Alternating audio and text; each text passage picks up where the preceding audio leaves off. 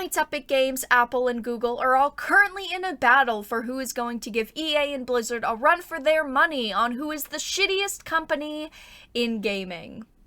Okay, sort of, but not really, because Epic Games is currently going after Apple and Google with lawsuits, after they've both banned Fortnite from their platforms, and honestly, I don't know if these are battles that Epic can win no matter how prepared they seem to be. So this is a CNET article.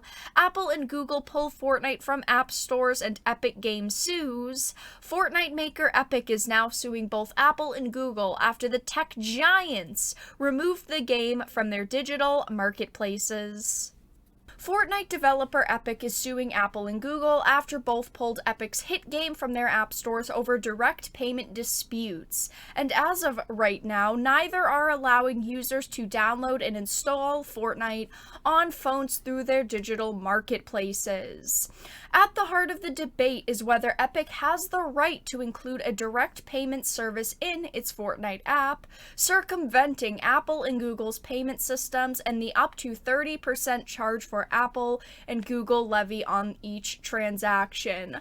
Oh, poor Epic. They need more money because they're running so low. I mean, I really don't feel bad for Epic here. As you can tell by my complete sarcasm, they are a giant company that Tencent owns 40% of, but I do care about what this means for the gaming industry as a whole, which is why it's important to talk about. Epic's lawsuit alleges that Apple has become a behemoth seeking to control markets, block competition, and stifle innovation. Epic's lawsuit against Google accuses the tech giant of abandoning its idealistic roots and says Android's claims that it's an open ecosystem is a broken promise. In 1998, Google was founded as an exciting young company with a unique motto. "Don't be evil," reads the complaint. 22 years later, Google has relegated its motto to nearly an afterthought and is using its sizes to do evil upon competitors, innovators, customers, and users in a slew of markets it has grown to monopolize. And Google didn't respond to a request for comment on the lawsuit. And then Apple earlier Thursday said it chose to remove Fortnite from its App Store because the game violated guidelines Apple says it applies equally to every developer and that are designed to keep the source store safe. As a result, their Fortnite app has been removed from the store, Apple said in a statement, adding that it will work with Epic to resolve the issue.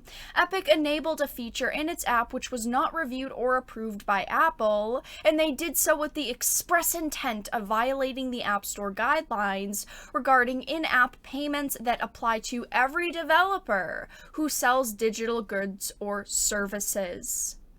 On Thursday, Epic announced discounts of up to 20% off permanently if players buy V-Bucks directly from Epic, but it opted to keep prices where they were if players buy via Apple or Google's payment systems. So as a result, 1,000 V-Bucks will cost you $9.99 if you go through Apple or Google systems, but only $7.99 direct from Epic. They know that most players would buy from Epic directly because this is a discount, and if you've ever bought microtransactions in games or you've ever spent money in games, the more of a discount, the more you feel like you can buy. So it kind of initiates that behavior of specifically not going through Apple or Google. You would go out of your way, no matter how difficult the system was, to get that couple of dollar discount, especially where this game is aimed towards a younger audience. So they say, hey, instead of asking mom for $10 to buy V-Bucks, I could ask for $14 because it's only $4 more and I'm getting double what I normally would have.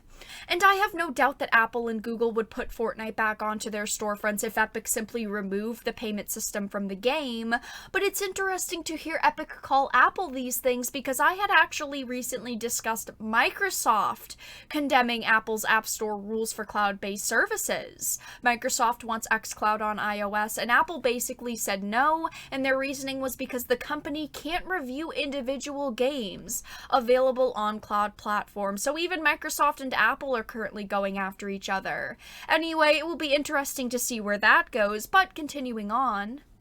Currently, when using Apple and Google payment options, Apple and Google collect a 30% fee and the up to 20% price drop does not apply, Epic wrote in a blog post earlier Thursday. If Apple or Google want to lower their fees on payments in the future, Epic will pass along the savings to you. That is the same thing that Epic said when they were going against Valve a year and a half ago or so, when they were launching the Epic Game Store. When Epic launched, one of the huge criticisms they levied at Valve was about the percentages that they took from developers and how that percentage was damaging to developers, so they decided to take only 12%, and lo and behold, Valve was taking 30%, but now Apple and Google were also taking 30% from their store revenue.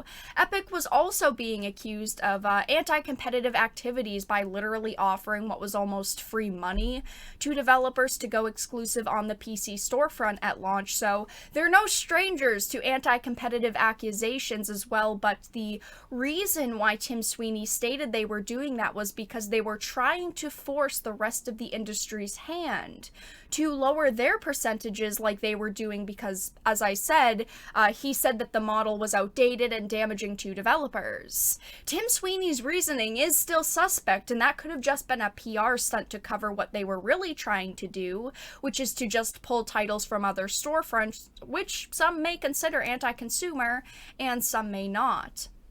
Epic Troublemaker. This isn't Epic's first time starting a public fight with one of its peers. Back in 2018, Epic launched Fortnite for Android by asking people to download the game directly from its site, rather than through Google's Play Store, and the company confirmed to CNET that it would have done the same on iOS if it could have. The game came to the Play Store, but in April, but Epic criticized Google's efforts to warn Android users about the alleged threats posed by downloading Fortnite directly.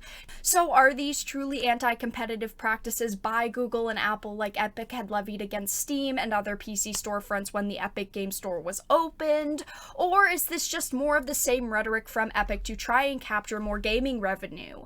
I mean, clearly what Epic is doing is a violation of the revenue share terms of service on these storefronts. They have literally introduced a feature in an app to circumvent the revenue share models, and I really don't know what their defense will be. They could argue that these storefronts are anti-competitive because there's no other method to get your app on an iOS or most Android devices unless you go through their process, but I would also like to say that digitally on the Xbox, PlayStation, and Nintendo Switch consoles, the only digital delivery system are the company's storefronts, but right now we have no idea what proof they're using, and I will definitely make sure to update you all in the future. But if you enjoyed this video and found it important and informative, please make sure to give it a like and share it. And of course, if you did not, make sure to give it a dislike. I appreciate your support either way, but I will talk to you all again in the next video really soon.